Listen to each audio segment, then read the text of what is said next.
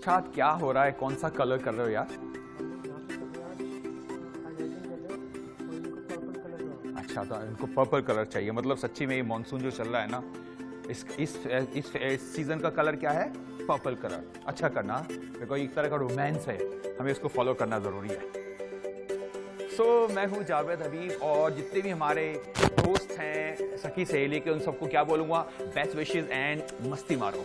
देखिए मेरे दादा भी नाई थे, मेरे फादर भी नाई हैं, मैं भी नाई हूँ। हमारी एक लेगेसी है नाइयों की और लोग इसको बहुत छोटा प्रोफेशन सोचते हैं, लेकिन मैं सोचता हूँ कि ये साइंस है। दुनिया के अंदर सबसे पहला प्रोफेशन नाई का प्रोफेशन, और जब तक दुनिया चलेगी ना, बाल काटना कभी बंद नहीं होगा।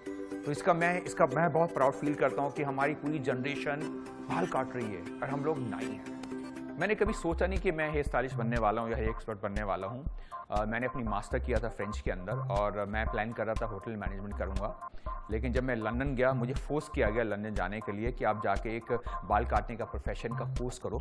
लेकिन वहाँ जाके मैंने महसूस किया कि जो प्रोफेशन है ना, बहुत बड़ा प्रोफेशन है, और तब मैंने रियलाइज़ किया कि यस, मैं इसका प्रोफेशनल बन सकता हूँ। और दूसरी चीज़ क्या हुई कि मैंने मैकडॉनल्ड में काम किया।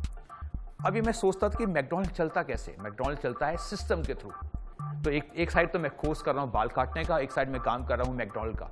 तो मतलब ये सोचा कि मुझे हेयर प्रोफेशन या नाई के प्रोफेशन को सिस्टम में लेके आना है, और ये जिस दिन सिस्टम में आ जाएगा ना, मैं बालों का मैकडॉनल्ड बन जाऊँगा। इस तरह इसकी शुरुआत होती है। चुनौतियाँ तो कुछ नहीं थी, चुनौती सिर्फ एक ही थी कि ये इतना छोटा प्रोफेशन है, इसको बड़ा कैसे बनाएं। और उसके अंदर मुझे लगता है कि कोई भी प्रोफेशन को बड़ा करने के लिए आपको एक ही चीज़ की डायरेक्शन लेनी पड़ेगी। वो क्या है? Education, education and education. तो मैंने इसके अंदर एजुकेशन डाला, बिकॉज लोग उसको बोलते थे बाल काटना आर्ट है। मैं बोलता हूँ बाल काटना आर्ट नहीं है, बाल काटना साइंस है। और साइंस कब बनेगा? जब इसके अंदर एजुकेशन आएगा। तो मैंने सेमिनार करने शुरू किए, मैंने वर्कशॉप शुरू की, सब जगह जाना शुरू किया, और मैं वहाँ जाके सेमिनार करता था। और लोग सोचते थे नाई का भी सेमिनार होता है। ये चुनौती थी। ग्रेजुअली आई थिंक लोग का जो नंबर था 4 का, 5 का, 6 का, ये 100 में बनना शुरू हो गया, 200 में बनना शुरू हो गया। बट इसको यहाँ पहुँचने के अंदर टाइम बहुत लगा। तो चुनौती क्या थी?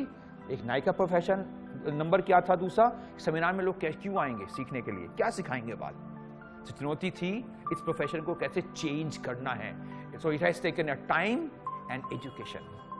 मैं तय नहीं करता हूं, जब मैं बालों को टच करता हूं, बाल मुझे खुद बताते हैं कि मुझे क्या करना है। तो मैं तो ना तो क्लाइंट का फेस देखता हूं, ना क्लाइंट का राउंड फेस देखता हूं, मैं सब उसके बालों को टच करता हूं। ये जो टच है ना, ये मुझे बताता है कि मुझे क्या करना है, और मुझे बताता नहीं है, खुद हो जाता है। तो बाल मुझे डायरेक्शन करते रहते हैं, मैं बालों के साथ बात करता रहता हूं और बाल करते चले जाते हैं। लोग बोलते हैं कि पता नहीं क्या स्टाइल बना है, मैं बोलता हूं ये पागलपन है। और ये पागलपन कब आता है? जब आपको उसको फील करना आता है। देखिए मुझे लगता है महिलाएं हो या मर्द हो, जब लुक की बात आती है, हर आदमी फंसी है। और जितने मुश्किल बाल हैं आदमी इतना फंसी है, जितने कम बाल हैं आदमी इतना फंसी है। तो मुझे लगता है कि हमें ये नहीं बोलना चाहिए कि महिलाएं फंसी हैं, इंसान फंसी है फॉर ए लुक। क्योंकि जब वो शीशे के सामने बैठता है ना, वो क्या सोचता है? बिकॉज उसको कुछ नजर नहीं आता कि वो कौन है। उसको एक ही चीज नजर आती है, मैं सबसे अच्छा इंसान हूं, मैं सबसे खूबसूरत इंसान हूं, मैं सबसे हैंडसम इंसान हूं। आई थिंक ये हमें सोचना चाहिए। तो फंसी आपके बाल बना सकते हैं, लेकिन अगर आपके बाल अच्छे नजर आ रहे हैं, आप फंसी कहाँ हैं? आप तो खूबसूरत हैं, आप तो हैंडसम हैं। मेरा मशवरा बहुत सिंपल है, ज़रूरी आपको डॉक्टर बनना है, ज़रूरी आपको इंजीनियर बनना, नाई बनो ना यार।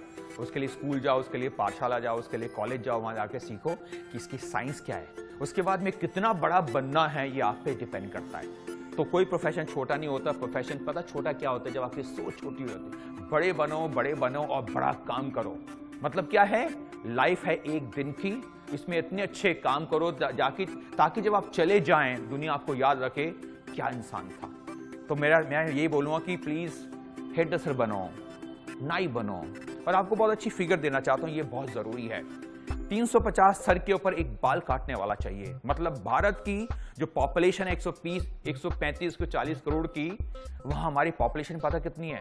कम से कम 9-10 करोड़। मतलब भारत की 7% पॉपुलेशन हमारी है। इतने बाल कटने वाले हैं। तो प्लीज़ उसका पार्ट बनो और बड़ा काम करो।